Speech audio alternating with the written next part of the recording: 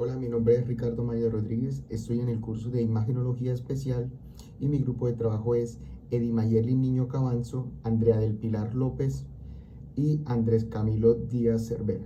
Y en este video estaremos abordando diferentes temas relacionados con el uso de medios de contraste y conocimientos básicos de enfermería. Medios de contraste radiológicos. Son sustancias utilizadas en los estudios de imagen médica para mejorar la visibilidad de estructuras internas del cuerpo, permitiendo diagnósticos más precisos. En esta presentación exploraremos qué son, cómo funcionan y cómo se clasifican. Vamos a hablar sobre qué son los medios de contraste radiológico, pues estas son sustancias que ayudan a ver mejor los órganos y los tejidos durante los estudios, como son las radiografías, las tomografías o las resonancias magnéticas. ¿Cómo funciona?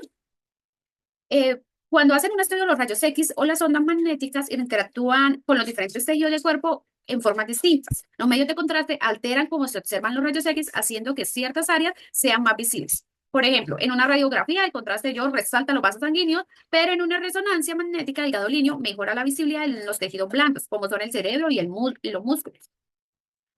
Eh, la clasificación, ¿cómo se clasifican estos medios de contraste? Se clasifican según su composición química, como el yodo usado en tomografías, puede ser iónico, que tiene un mayor riesgo, y no iónico, que es más seguro. El bario es usado en estudios del sistema digestivo. El gadolinio es usado en resonancia magnética y mejora la visibilidad de los tejidos blandos. Según su administración, tenemos los orales, que son ingeridos, como el sulfato de bario, que se utiliza para los estudios gastrointestinales, intravenosos, inyectados, los intraarteriales para las angiografías y los rectales para hacer estudios en el colon. Según su comportamiento frente a la radiación, tenemos contrastes positivos y negativos. Los positivos absorben el rayos X y aparecen blancos, y el negativo permite que los rayos X pasen apareciendo más oscuros. Tenemos según la osmolalidad, que es baja y alta. En una osmolalidad baja tenemos menos efectos secundarios y en la alta vamos a presentar más efectos y más reacciones. También tenemos según la visibilidad en resonancia magnética. Dice que el gadolinio mejora las imágenes en las resonancias magnéticas. Pues cada tipo de medio de contraste se usa dependiendo del estudio y la seguridad del paciente, ayudando a obtener resultados más precisos. Quedan con mi compañera Andrea. Gracias. Vías de administración de medio de contraste, tenemos la vía intravenosa, que es inyectar contraste directamente en el torrente sanguíneo para poder visualizar lo que son los vasos sanguíneos y los órganos internos. Esto es más comúnmente en la tomografía computarizada, la angiografía. Como vía oral, el paciente ingiere un medio de contraste y opacifica el tracto gastrointestinal, así facilita la visualización de estructuras como el esófago, el estómago, los intestinos en estudios radiológicos. Como vía rectal, se introduce un contraste a través del recto, principalmente para visualizar el colon. Tenemos el estudio del colon por enema. Vía ventricular, intraarticular, se le coloca un medio de contraste, se le inyecta directamente en la articulación y en esta tenemos una artrografía. Vía vesical tenemos procedimientos como una uretrografía, una uretrocistografía miccional retrógrada. En esto se inyecta contraste a través de la vía uretral y lo que nos permite es ver la anatomía vesical, detectar posibles alteraciones del reflujo vésico-uretral, estenosis, estrecheces, etcétera. Como función renal, creatinina y tasa de filtración glomerular, tenemos que para la inyección de un medio de contraste, el paciente debe que presentarnos primero un resultado de una creatinina sérica, o sea, en suero, tomada en sangre. Esta creatinina no debe ser mayor a 1,2 o depende el rango de referencia que manejen los laboratorios. Con esta creatinina lo que vamos a hacer es pasarlo por una tasa de filtración glomerular donde nos hace colocar el índice de la creatinina, en cuánto le salió al paciente, su edad, su sexo, si es afroamericano o no, y él nos arroja un resultado que es el que les voy a enseñar en este momento. Hice el ejemplo, una creatinina 1,5, una paciente femenina, 50 añitos, le sale la tasa de filtración en 40,2. En este caso debemos hacerle una nefroprotección ya que la paciente tiene una disminución moderada del filtrado glomerular. Esto lo tenemos que hacer para cuando le inyectemos el medio de contraste tener menos complicaciones y no hacer una nefropatía inducida por medio de contraste. Con la creatinina sérica es un marcador utilizado para estimar la función renal. Mirar que los niveles elevados de creatinina nos pueden indicar de una vez un deterioro de la función renal y podemos no hacer el examen para evitarle una complicación al paciente. La tasa de filtración glomerular, la que ya les expliqué, lo que nos indica es que los glomérulos estén trabajando lo suficiente para poder pasarle el medio de contraste al paciente y no tener una afectación de su riñón. Tenemos que antes del procedimiento el paciente se debe hidratar correctamente y después del procedimiento para eliminar lo que son los restos del medio de contraste. Debemos tratar de utilizar medios de contraste que tengan baja osmolaridad o isomolares en su caso para evitar el NIC, que es la nefropatía inducida por medio de contraste. Tenemos que hacer un monitoreo postprocedimiento, pero esto ya lo indica el médico tratante, que es donde manda una creatinina sérica para evaluar que no haya tenido afectación el riñón. Tratamientos a reacciones adversas a medios de contraste. Las reacciones adversas generales se pueden dividir en 3 categorías en función del tiempo de aparición después de la administración del medio de contraste. Agudas aparecen en los primeros 60 minutos. Tardías tardan en aparecer de 1 hora hasta 7 días. Y muy tardías aparecen transcurridos más de 7 días. El tratamiento se establece en función de la sintomatología presentada por el paciente. Náuseas y vómitos. Si las náuseas y los vómitos son temporales, el tratamiento consiste en medidas de apoyo, mantener despejadas las vías respiratorias y venosas, prevenir la aspiración del vómito y vigilar al paciente. En caso de que los vómitos sean severos y prolongados, se debe considerar la administración de un medicamento antiemético. Urticaria. Para la urticaria transitoria se recomienda tratamiento de apoyo y monitoreo. Si es extensa y prolongada, se puede administrar un antihistamínico H1, considerando el riesgo de somnolencia e hipotensión. En casos graves se puede usar adrenalina, ajustando la dosis según la edad del paciente. Broncoespasmo. El tratamiento incluye oxígeno con mascarilla, un inhalador de agonista y adrenalina por vía intramuscular. La dosis de adrenalina varían según la presión sanguínea y la edad del paciente, con ajustes para adultos, ancianos y niños. Enema laringio. Se administra oxígeno en mascarilla y adrenalina 1/1000 por vía intramuscular. En adultos se inicia con 0,5 mililitros y se repite si es necesario. Para niños de 6 a 12 años se administra 0,3 mililitros y para menores de 6 años 0,15 mililitros. Hipotensión aislada. Se elevan las piernas del paciente y se administra oxígeno con mascarilla, junto con líquidos intravenosos de flujo rápido. Si no hay respuesta, se administra adrenalina por vía intramuscular, repitiendo si es necesario. Hipotensión y bradicardia secundarias a una reacción vagal. El tratamiento incluye atropina para la bradicardia. En adultos se administra 0,6 a 1,0 miligramos por vía intravenosa, repitiendo cada 3 a 5 minutos hasta un máximo de 3 miligramos. En niños la dosis es de 0,02 miligramos por kilo con un máximo de 0,6 miligramos por dosis, repitiendo hasta un total de 2 miligramos. Reacción anafiláctica generalizada. Primero, se debe llamar al equipo de emergencias, mantener la vía aérea despejada y administrar oxígeno con mascarilla. Si el paciente está hipotenso, se debe elevar las piernas, administrar fluidos intravenosos y adrenalina intramuscular. También se puede usar bloqueantes H1 como fenhidramina. Contraindicaciones para el uso de medios de contraste. Dentro de las patologías o condiciones de salud que se consideran como contraindicación relativa se encuentran historial personal de asma, broncoespasmos o atopias, reacción adversa severa o reacción alérgica severa previa a alimentos o a medicamentos, historia de insuficiencia cardíaca o daño renal, personas mayores de 60 años y menores de 5 años, embarazo y lactancia, enfermedad tiroidea. Destravación de medios de contraste y el tratamiento. Como sabemos, el proceso de destravación sucede cuando un medicamento como ese medio de contraste, en vez de entrar adecuadamente en la vía endovenosa, se filtra por tejidos subcutáneos cercanos a ello y pues obviamente puede generar este tipo de situaciones. Esos factores de riesgo son por condiciones de la vena, uso de inyectores automáticos, ubicación de acceso venoso mal ubicado y pues pacientes de alto riesgo. ¿Listo? Asimismo, vamos a hablar sobre obviamente los signos y pues, lo que sería síntomas de alarma. En el primer lugar estamos la parte leve, que es obviamente mayor a 10 milímetros. Obviamente es una lesión ligera en la zona de punzación, obviamente un ligero enrojecimiento como punto 2. Podemos ver la moderada, que obviamente vamos a ver un poco más de hinchazón con obviamente sensación de ardor, piel vigorosa o tensa, dolor moderado, en este caso que lo puede soportar el paciente. El tercer punto obviamente ya es algo grave, donde vamos a ver un dolor muy intenso, vamos a ver obviamente necrosis o ampollas en la piel y obviamente pues, obviamente un compromiso neurovascular que puede ser entumecimiento o pérdida de la misma sensibilidad del mismo al momento de hacerlo.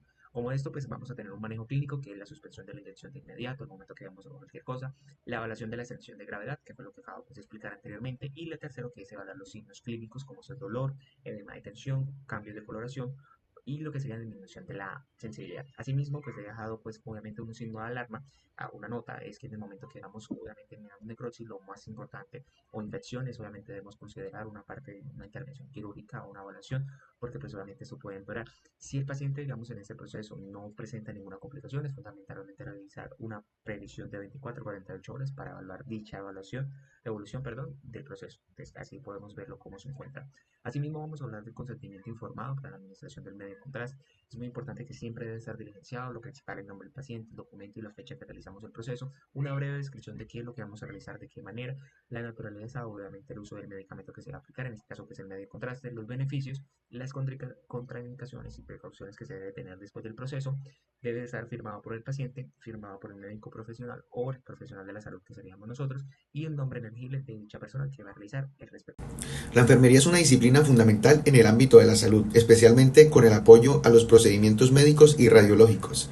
En este proyecto abordaremos conceptos clave relacionados con las técnicas y protocolos utilizados en las técnicas de pacientes durante procedimientos radiológicos, destacando la importancia de una atención adecuada y segura. A continuación, cada estudiante desarrollará un tema específico dentro de los procedimientos y protocolos que se utilizan en el ámbito de la radiología. Vamos a hablar sobre la técnica séptica para procedimientos radiológicos en enfermería. Entonces, es un conjunto de prácticas esenciales para prevenir infecciones durante los procedimientos que implican radiografías o intervenciones más invasivas. ¿Cuál es el objetivo de esto? Prevenir las infecciones. ¿Para qué? Para evitar que los microorganismos lleguen al área intervenida. Tenemos unos principios básicos para esto, como es la preparación del ambiente. ¿Qué hay que hacer? Limpiar el área con desinfectantes como alcohol o clorexidina y el uso de barreras estériles como los campos estériles sobre la zona de trabajo. Vamos a realizar higiene de manos. ¿Cómo? Con el lavado de manos adecuado y con el uso de guantes. Como tercera medida, el uso de equipos estériles. El instrumental debe ser estéril, ¿qué? Asegurándonos de que todos los instrumentos estén estériles. La protección de equipos no estériles. Para la protección de equipos, vamos a cubrir los equipos de rayos X con materiales desechables si entran en contacto con fluidos. En el control del entorno radiológico, la radioprotección, que es el uso del delantal de plomo, las barreras de protección y seguir los protocolos de exposición mínima para proteger al paciente y al personal de la radiación. Y finalmente, el manejo de los residuos, que es la eliminación adecuada del material contaminado y la desinfección de la superficie. Entonces, la técnica séptica es esencial para realizar procedimientos radiológicos de forma segura y protegiendo tanto al paciente como al personal médico y asegurando el éxito del diagnóstico. Gracias. Protocolo de venopunción para radiología, preparación del paciente y del personal. Tenemos que primero debemos explicar por qué el consentimiento al paciente, preguntarle su nombre completo, número de documento que coincida con la orden médica. Tenemos que hacer una revisión de la historia clínica, preguntar muy bien sus antecedentes personales. Debemos preguntar si ya ha tenido anteriormente aplicación de medio de contraste para exámenes, que si ha presentado reacción alérgica a medios de contraste. Debemos mirar bien su tasa de filtración glomerular, debemos mirar bien su creatinina y preguntar todas las indicaciones para un examen con medio de contraste. Debemos hacer una higiene y equipamiento personal como tal, primero por paso de personal de enfermería para la canalización, el protocolo de lavado de manos según la técnica de la OMS, que son los 11 pasos que vemos acá. Tenemos que tener la recolección y preparar el material a la venopunción. Vamos a utilizar torniquete, antiséptico, la bránula. Vamos a escoger bránula 18-20 para tener una buena presión del medio de contraste, jeringa inyector, gasas, apósitos adhesivos, contenedor para desechos cortopulsantes como guardianes y confirmar que no estén vencidos los insumos que vamos a utilizar con el paciente. Para la técnica de la venopunción o como protocolo, primero vamos a seleccionar el sitio, siempre elegir una venita adecuada, de buen calibre, siempre empezar por la fosa antecubital o en el dorso de la mano, que nos permita tener una buena tasa de flujo de contraste. Colocar el torniquete aproximadamente de 4 a 5 centímetros por encima del sitio a puncionar. Vamos a colocar la bránula de 15 a 30 grados en un ángulo para poder hacer la punción. Si ya vemos retorno de sangre venosa, sellamos con un catéter, con un tapón heparinizado y colocamos su posterior adhesivo o para marcar debes decir nombre de la persona que lo canalizó, el número de bránula, la fecha y la hora. Los procedimientos debemos tener una buena comunicación con el paciente, preguntarle si tiene dificultad para respirar, si llega a presentar picazón en el cuerpo, explicarle que puede ser una reacción alérgica, revisar que la venopunción no tenga hematomas, que no haya tenido extravasación con el medio de contraste y seleccionar esto, escribir en la historia clínica el sitio de punción, la hora de administración de medio de contraste y cuánto se le administró. Protocolo de colocación sonda Foley colon por enema. Preparación del paciente para colon por enema de doble contraste. El día anterior al examen, a las 4 p.m., tomar el contenido de un frasco de citromel de 125 mililitros mezclado con jugo de naranja natural. Realizar aplicación de enema evacuador en casa. 2 horas previas al examen, no consumir sólidos, ni lácteos, ni grasas, no fumar, no consumir goma de mascar y no ingerir bebidas alcohólicas. Con previa firma del consentimiento informado por parte del familiar o el paciente, se procede a realizar el procedimiento. ¿Qué insumos se necesitan para la realización del examen de paso de sonda Foley? Se necesitan una sonda Foley, gasas, jabón quirúrgico, solución salina normal, campo estéril, 2 pares de guantes estériles, bolsas de colon por enema, medio de contraste de bario. Inserción de la sonda. Realizar higiene de las manos con jabón antiséptico. Utilizar todos los elementos de protección personal. Solicitar al paciente que evacúe la vejiga. Garantizar la privacidad del paciente. Utilizar técnica estéril. Colocación de guantes estériles. Colocar al paciente en posición de cúbito lateral izquierdo con la pierna izquierda flexionada, con las nalgas cerca del borde de la cama. Realizar higiene en la zona rectal con jabón y solución salina. Colocar campos estériles. Comprobar la integridad del globo. A través del extremo distal de la sonda, insertar con una jeringa con 5 centímetros cúbicos de agua o de aire. Una vez comprobada su integridad, aspirar el contenido. Se lubrica la sonda Foley con un lubricante en la zona anal.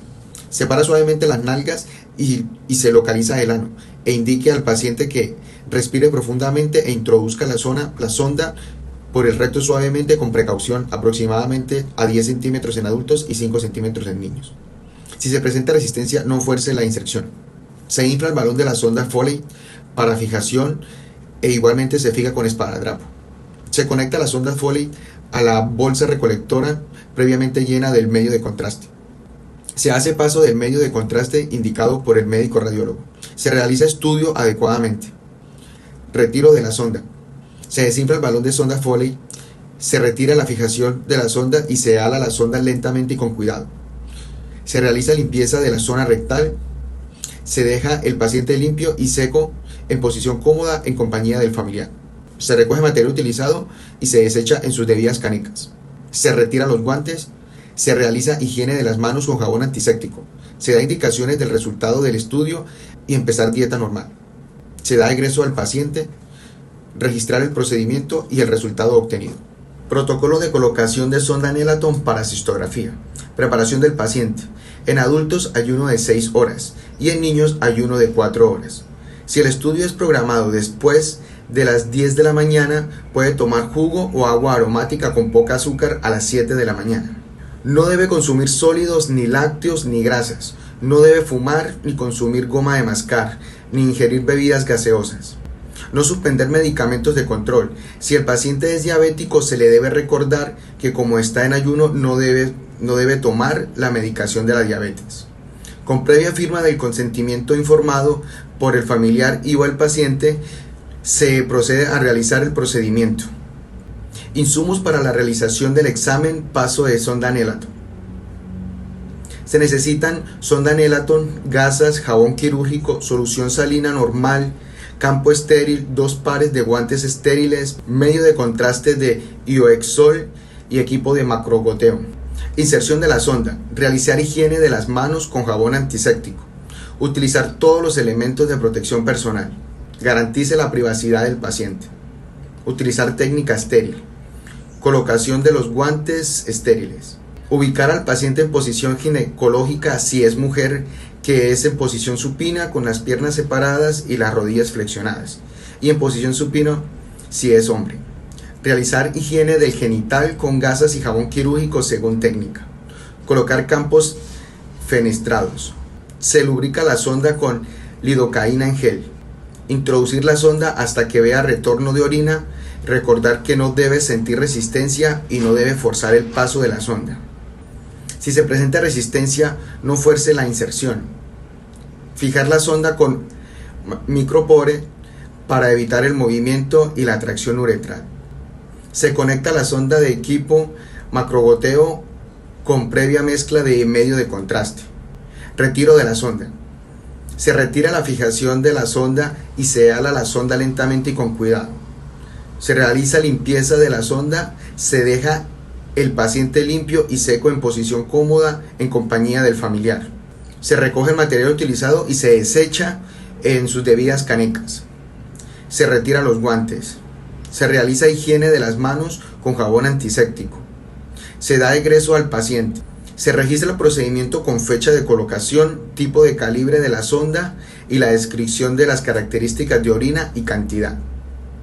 Bueno, vamos a hablar ahora sobre el protocolo de enemas rectales y nefroprotección. Primero hay que conocer lo que sería la parte de qué significa un enema rectal. Es un procedimiento que se utiliza en el área de la salud que implica inyectar una solución líquida en el recto con el objetivo de limpiar la parte del colon y promover lo que sería la defecación. En el caso de la nefroprotección, obviamente es un grupo asociado de terapias y prevención que se implementa para, obviamente, salvaguardar la funcionalidad renal preventiva, prevenir el avance de la enfermedad renal o ERCs. ¿Listo? Asimismo, vamos a ver que obviamente hay unos protocolos que se utilizan, que es la parte, obviamente, cuál es el objetivo, que es la realización, la parte rectal, pues obviamente realizar una limpieza eficaz del colon, de acuerdo, obviamente, con procedimientos obviamente que sean tolerables y pues obviamente seguros al paciente. Y en la nefroprotección, pues obviamente, es la parte de disminuir el riesgo de nefropatías inducidas por medio de contrastes yodados en pacientes que tengan insuficiencia renal o riesgo elevado. ¿Listo? Entonces esos protocolos obviamente tienen unas indicaciones, unas contraindicaciones y obviamente un material necesario. Obviamente un ejemplo, las indicaciones sería obviamente prevenir para la colonoscopía o cirugía abdominal. En las contraindicaciones pues obviamente vamos a tener una obstrucción intestinal. En la parte de material pues obviamente vamos a tener la sonda o soluciones para enemas, de acuerdo, lubricación para poderlo hacer. ¿Listo? Obviamente pues, cumple tres fases, que es la fase previa, obviamente compromiso entre la atención del paciente, la administración del edema y la retención de evacuación. ¿Listo? Solamente son unas evaluaciones.